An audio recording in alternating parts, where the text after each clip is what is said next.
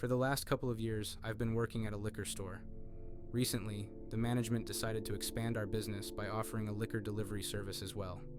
I ended up being one of the workers whose job primarily switched to deliveries, and I've enjoyed it so far because I now get tips from customers added to my regular pay. I had been doing these deliveries for about a month, and things were going smoothly. All the deliveries were fairly close to our store, and we were getting a lot of orders from people trying out our new service. Last week, on a Thursday afternoon, there was a delivery order sent in online that was a bit farther away than the others we normally do. Since it was a slow day, I decided to take it. I packaged up their order, which included a couple of bottles of liquor, a case of beer, and a couple of boxes of cigarettes. I double-checked that I had everything, and then I was on my way. As I got closer to the destination, I noticed that I was leaving the city and driving into the rundown outskirts of town, where everything was old and many houses and places were abandoned. Eventually, I reached the destination that the maps had directed me to for the delivery order's address. At this point, I became a bit skeptical of this order because the location where the maps had taken me was a vacant lot. It was a plot of land with very high overgrown grass and shrubs, and in the middle of it all, I could make out the top part of an RV. There was a beaten down path leading to the middle of what felt like a prairie. I was nervous, but I still felt like I had to bring the order to the RV. I grabbed the box with the alcohol and cigarettes from the back of my car and slowly began walking down the path into the tall grass towards the RV. As I approached the door of the RV, I heard some low-volume chatting coming from inside. I didn't even want to knock on the door, so I just called out, "Delivery for Mark," which was the name on the order. The voices from inside stopped, and after a quick moment, a man's deep voice called out saying, "Come on in, the door's unlocked." Normally, we have to check the ID of the person to ensure that they are over 21, but I was so freaked out at this point that I didn't care. I definitely was not going into that RV. Without even saying anything, I put the box down on the ground where I was standing and hurriedly went back to my car. I got in and drove away as fast as I could. I happened to glance back as I was driving away, and what I saw horrified me. A man had just emerged from the path out of the tall grass, and in one arm hanging down by his side, he was holding a machete. It was hard to tell for certain, but it looked like it had dried bloodstains on it. After that incident, the liquor store created a new policy on the distance of deliveries so that we wouldn't have to drive out to that area again. It was a blood-chilling experience for me, and even now when I do deliveries, I'm extra cautious about it. This story takes place back when I used to drive a delivery truck for UPS a couple of years ago. The house deliveries were normally pretty easy, but oftentimes I would have to enter apartment buildings as well. A lot of times there would be a desk receptionist and a mailbox area, and I could leave the package with them. Every so often, though, I would have to bring the package directly to someone's door, especially if it couldn't fit in their mailbox. There was this one particular delivery where I had to bring a package up to someone's door. It was an older apartment building with no elevator, so I walked up the stairs with my package to the 4th floor, and then went to the room number I had thankfully found on the directory down on the 1st floor. As I was setting the package down, the door opened, so I stood back up, deciding that I would just hand the person their package. The man who had opened the door had on a muscle shirt with holes in it, whitey tighties, and nothing else. I was considerably perplexed by the image that was in front of me. To avoid staring at this nearly naked man, I averted my gaze into his apartment. The scene before me was quite disturbing. There were multiple bottles of beer as well as wine on the living room table, and in the dimly lit room, I saw what appeared to be a woman who was naked and sleeping. The man, who clearly saw I was staring into his apartment for a quick second, hurriedly slammed the door shut in my face. I wasn't quite sure what I had just seen. During the long walk back down the stairs to my truck, I was pondering what was going on in that apartment. To me, it seemed like potentially something very wrong was going on, but I also thought that it was possibly the man's wife who had passed out or something. I was still thinking about the scenario when I got into my truck and prepared to drive away. As I was pulling away from the apartment building, I saw the same man who I had just given the package to. He was outside the front doors of the apartment, crouched down next to a bush, hiding, but he wasn't doing a very good job of it.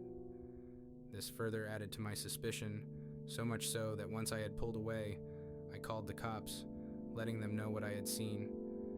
Later that week, I found out that the police had indeed gone to the man's apartment and stopped a potential case of the woman being drugged and violated. I supposed that the man had followed me out of the building to see if I would make a phone call at all while I was leaving.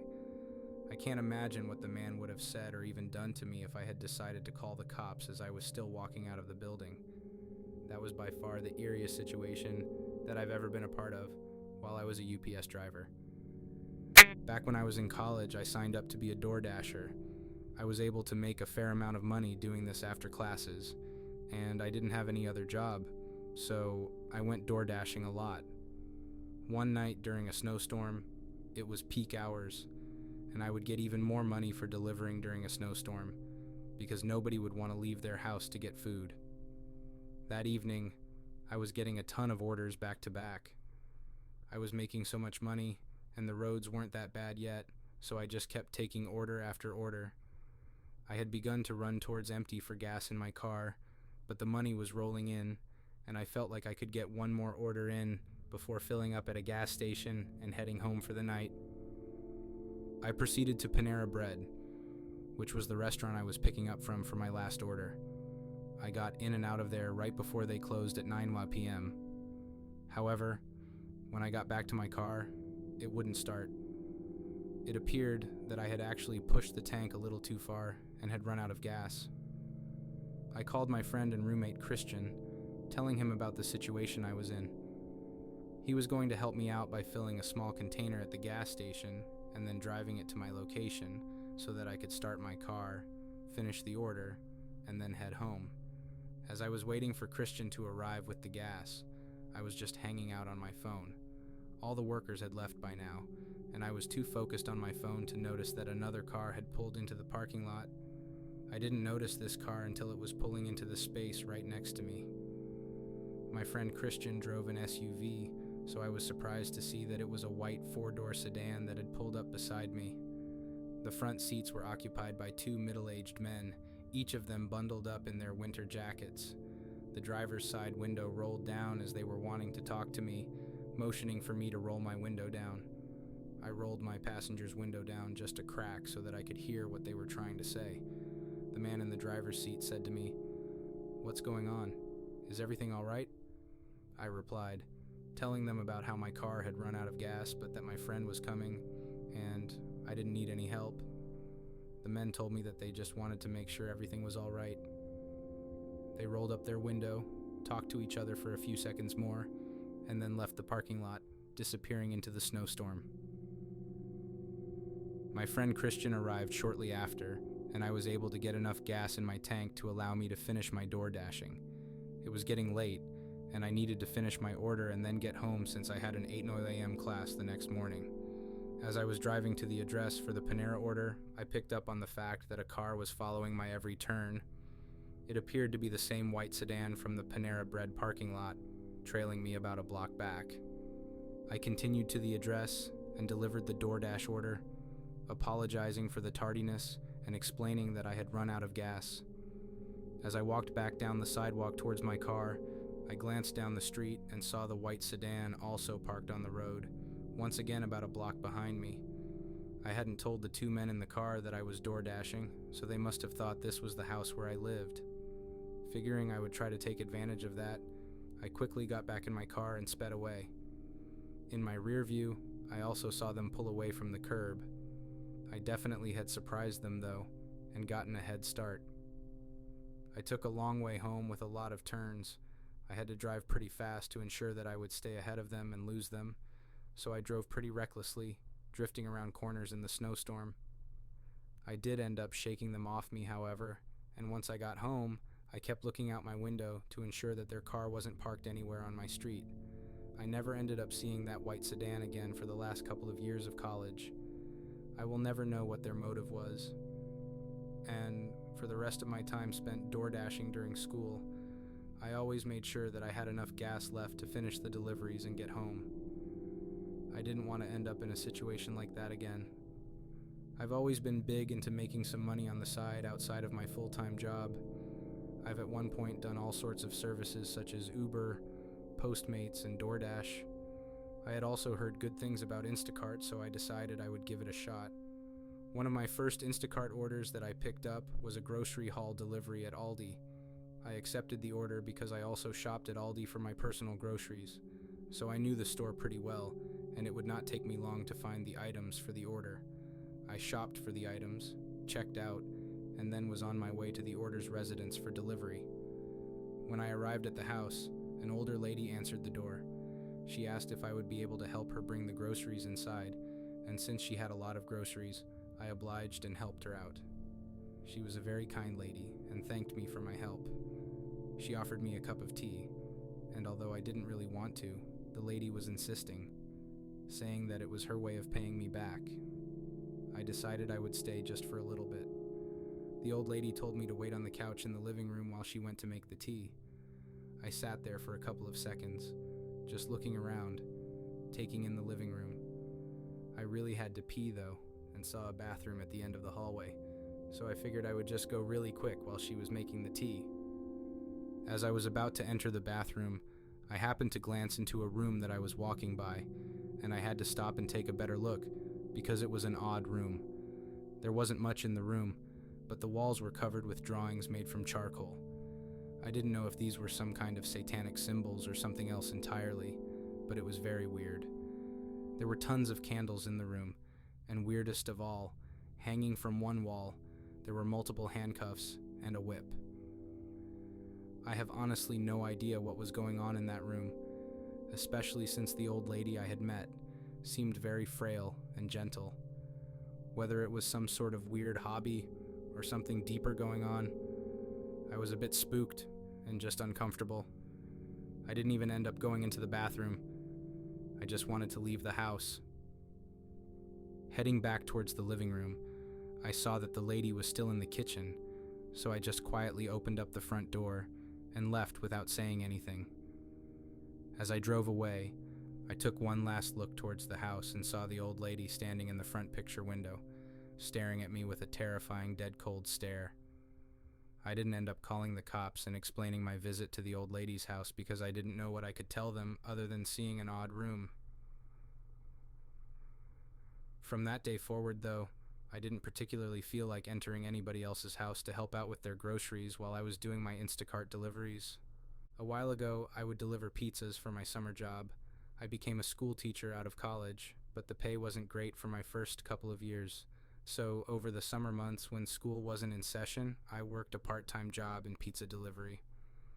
I worked at Domino's, and they stayed open late. So most of my shifts were night shifts that I would work into the early morning hours.